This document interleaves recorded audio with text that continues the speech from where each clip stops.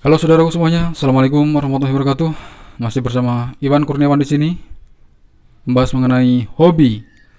Saat di sekolah, Anda pernah ditanya, apa hobi Anda? Mungkin banyak dari kita menjawab, hobinya belajar, hobinya membaca buku, hobinya mancing, dan lain-lain. Tapi tahukah Anda, ada salah satu hobi yang bisa membuat Anda kaya raya. Apa itu? Hobi, ya, hobi tersebut adalah investasi.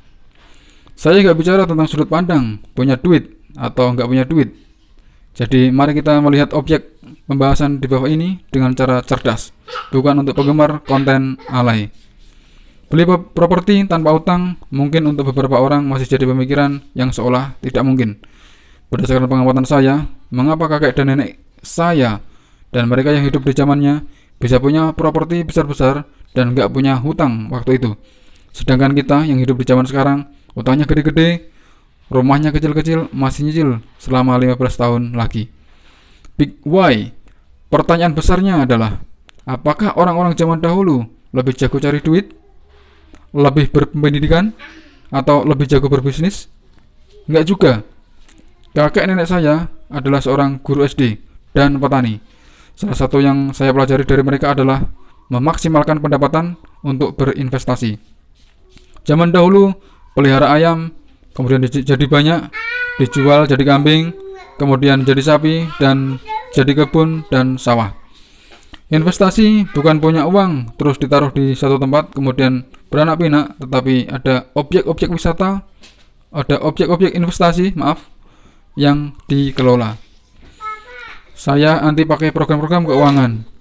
Real business jadi uang, uang jadi emas, dan emas jadi properti.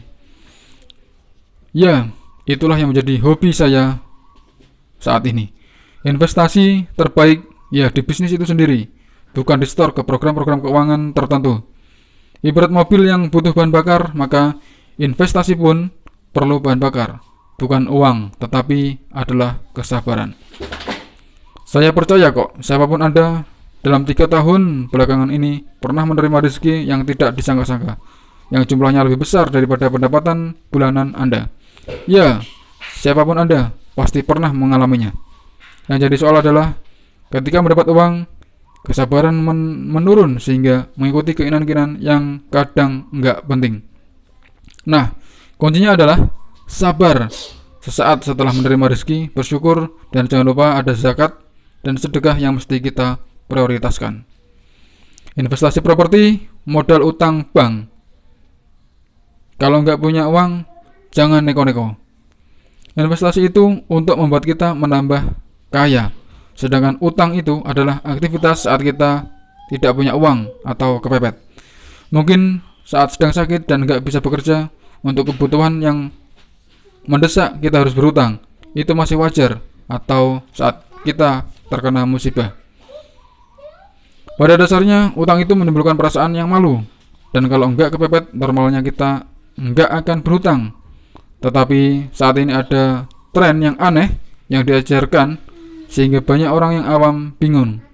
Utang untuk berinvestasi. Terus gimana itu? Saya tetap berprinsip investasi itu cash, emas, dan properti. Nah, kalau nggak ada cash longgar, ya nggak usah mikir investasi. Kerja sing rajin, ojo neko-neko. Bangun lebih pagi, tidur lebih malam, kerja lebih keras, mikir lebih fokus, dan ngopi lebih kental. Putar uang terus, besarkan network, dan prioritaskan zakat, infak, dan sedekah. Ojo neko-neko. Nah, kalau investasi properti, modal bank gimana? Kalau nggak punya uang, ya jangan investasi. Kerja keras dulu. Uangnya longgar baru beli properti. Tunai, kalau belum cukup, ya bersyukur. Barang siapa yang bersyukur akan ditambah rezekinya. Ini ada studi kasus bahwa saat kripto naik, heboh, pos, dan saat turun, mereka nangis. Izinkan saya memberikan bagaimana tanggapan saya mengenai permasalahan semacam ini.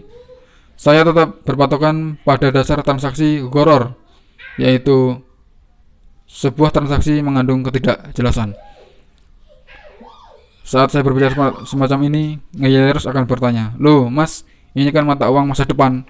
Ya, Kalau memang mata uang masa depan, nanti saja saat kita perlu baru tukar. Kalau untuk waktu sekarang saya tukar atau beli, buat apa juga nggak bisa dipakai. Satu-satunya alasan orang membeli cryptocurrency adalah mendapat keuntungan saat harganya naik. Dan kita tahu bahwa kripto naik turun secara tajam dan dimainkan oleh pemodal besar seperti pemilik Tesla.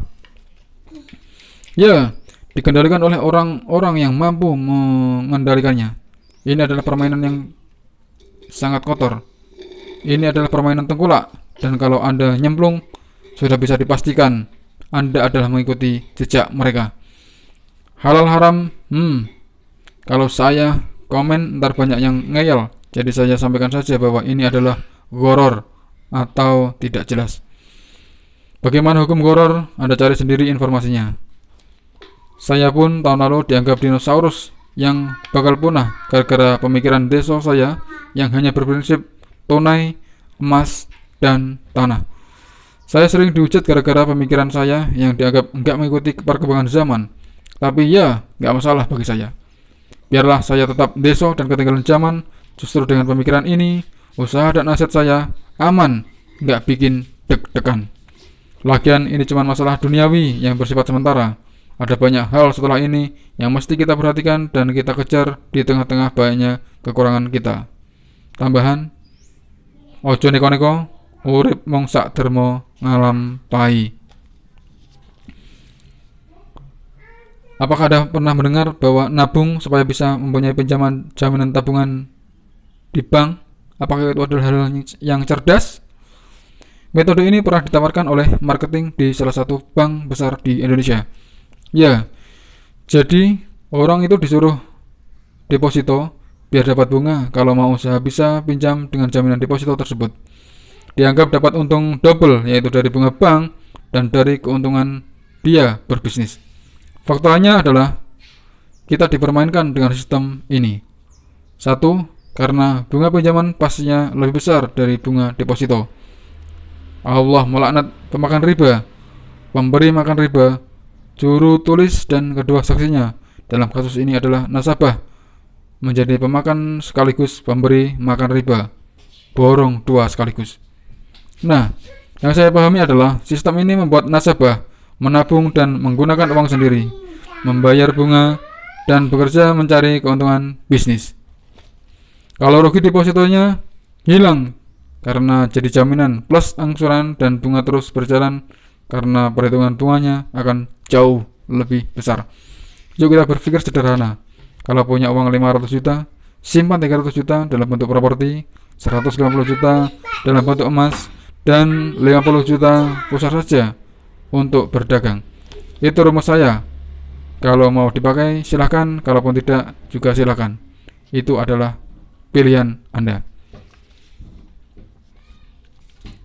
Oke, sampai di sini dulu video kali ini. Terima kasih telah menonton dan terima kasih telah mensubscribe channel ini.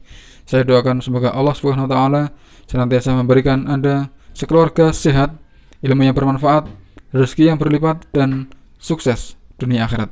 Assalamualaikum warahmatullahi wabarakatuh.